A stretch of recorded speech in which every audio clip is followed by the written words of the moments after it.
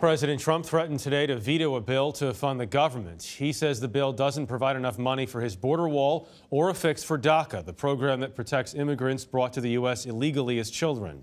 In the end, the president did not use a veto for the first time. He signed the bill. Major Garrett is at the White House with more on this.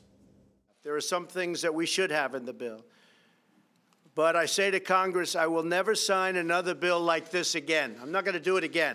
President Trump called it a ridiculous situation, a spending bill more than 2,200 pages long, sent for his signature hours before a deadline to avert another government shutdown.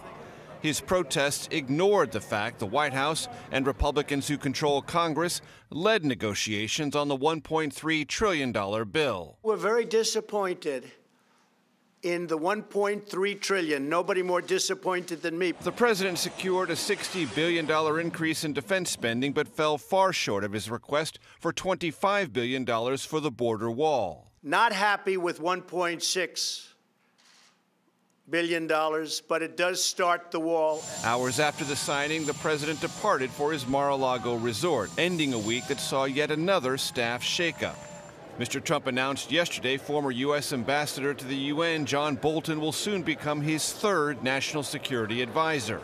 Bolton is considered a foreign policy hawk. He recently wrote in the Wall Street Journal that it is, quote, perfectly legitimate for the U.S. to launch a preemptive strike against North Korea.